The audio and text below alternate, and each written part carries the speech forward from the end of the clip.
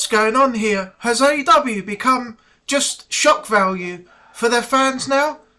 Because this match just went way too far.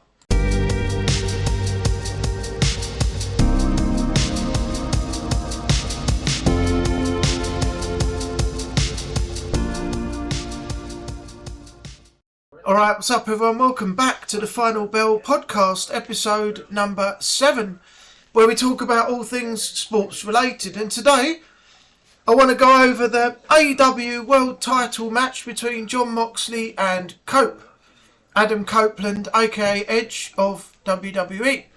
Now, this match was a title match and it was a street fight. Now, you can expect certain things to happen in the wrestling ring, you know, around the ring, inside the ring, all through the crowd, backstage areas, things like that. And then eventually the match going back to the ring, then the eventual winner at the end.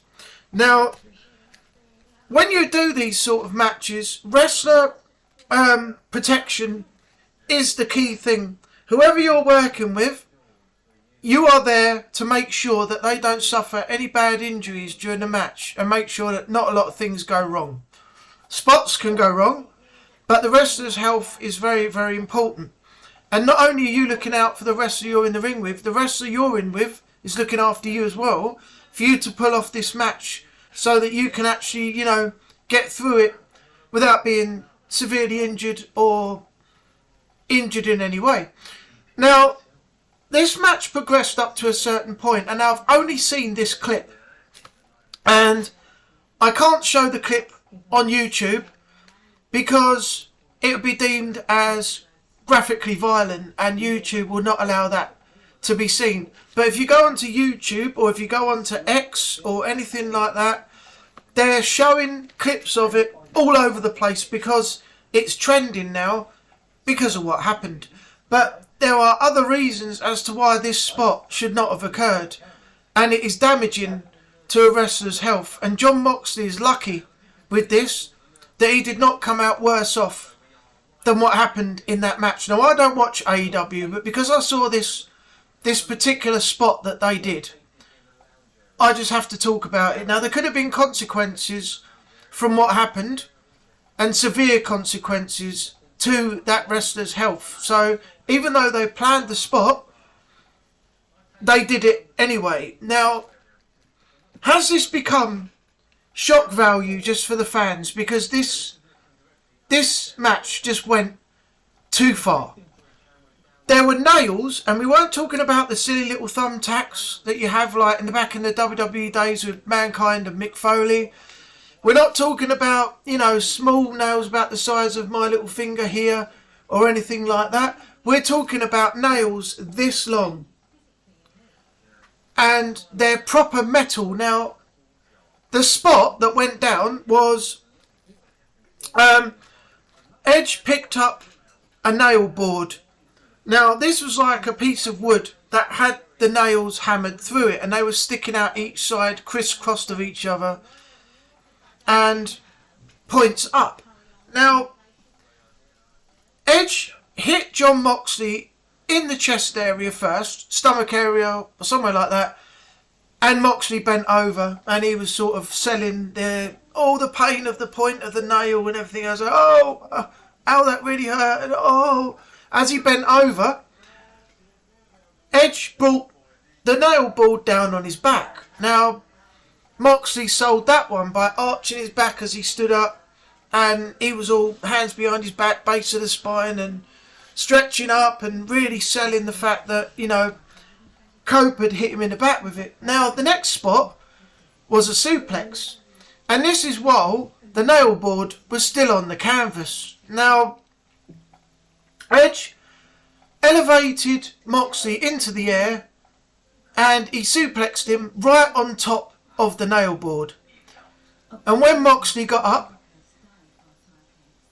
through the extreme pain on his face and everything else, you could see the colour in his face changing. He went bright red, his eyes were half shut, he was screaming in pain, and he sat up slowly and the nail board was stuck in his back.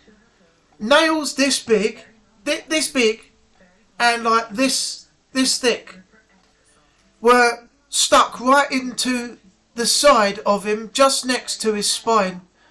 And as he rose up, the nail board came up with him, and the nails had pierced his back and gone right in. Now, it took a referee and somebody else who leapt into the ring at one point to actually pull or try and get this nail board out of Moxley's back because it was so far in.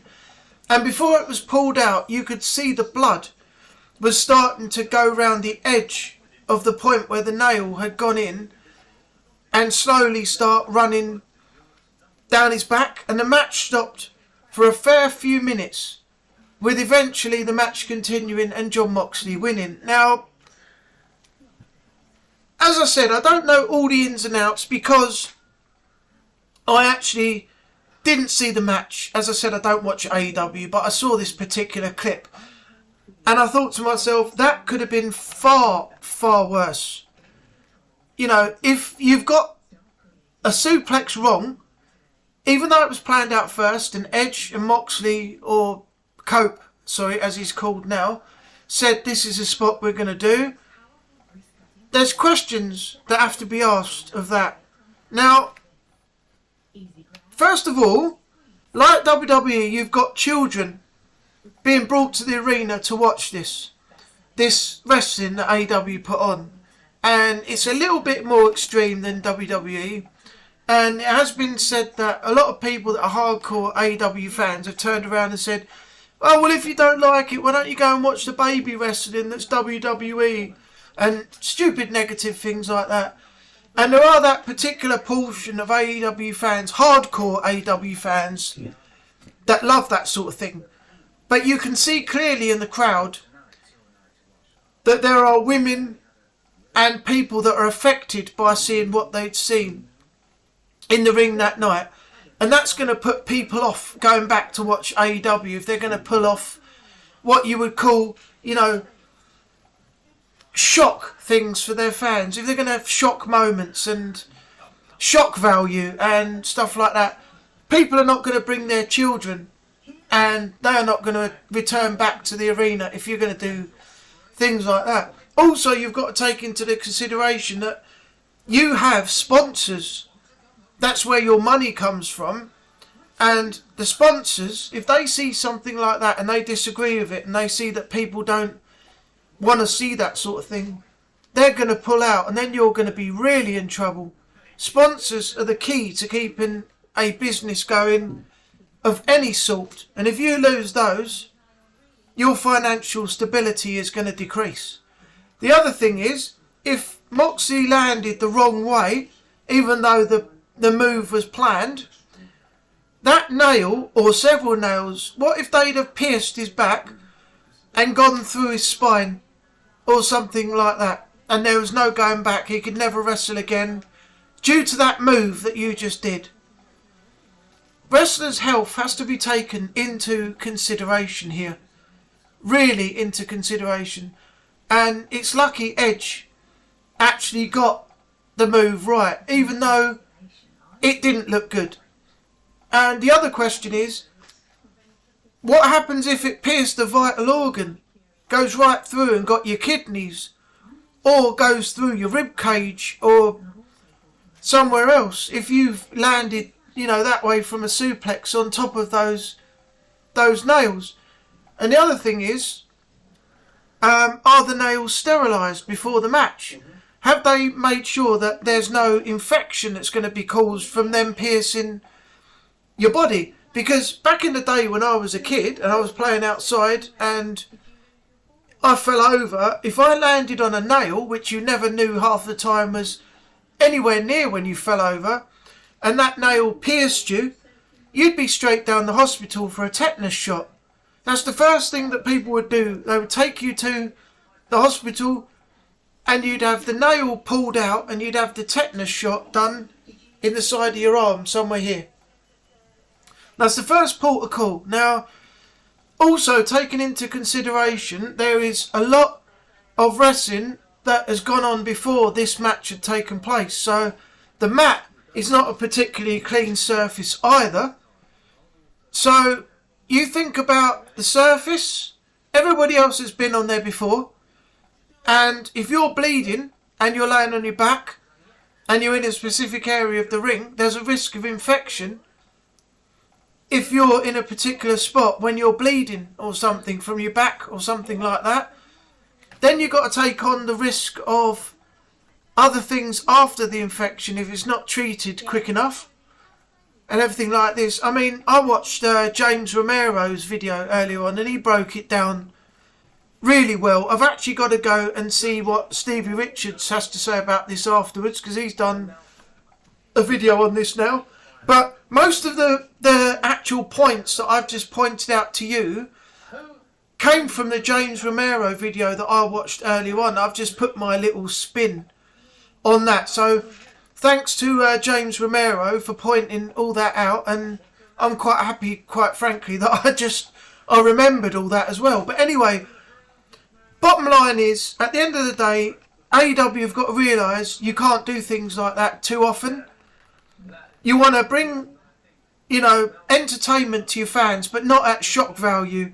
You want to keep the fans that are watching, and you want to dumb it down a little bit for the kids and save that sort of stuff for a pay-per-view event, because then you have more control over what you can actually do and what people are going to witness, apart from doing it on a flagship show, so to speak, like your Dynamite show. So Tony Khan, have a look into what your wrestlers are doing. Have a look into what you think is right and wrong, because if you start losing sponsors, you start losing fans because of what you're doing, then you've only got yourself to blame. And if you allow this to continue, also, you're going to contribute to the failure of AEW down the line. And on the same fact that I just mentioned earlier, you are going to have only yourself to blame when things go wrong. If sponsors pull out, fans don't turn up because they don't want to see that sort of thing and don't want their children to see it, then all these factors are contributing into what you are allowing to happen, just to give that extra little bit to the fans. That was extreme. That didn't need to be done. And wrestlers' health is severely at stake. Make sure you look after your wrestlers. Make sure they're not severely injured in the ring, because that spot could have gone really wrong. And if that had happened, what would you have done if John Moxley was paralysed and he was no longer able to wrestle? How would Edge feel after that spot? Think about the things that you're going to allow to happen. Be a boss. Stand up and actually say no to certain things. And if wrestlers go ahead and do them in what they call an off-script segment, because they think, well, fuck you, we'll do what we like, give them a fine. Give them a suspension. That will teach them not to do it anymore. But stand up, be a boss. Take control of your business.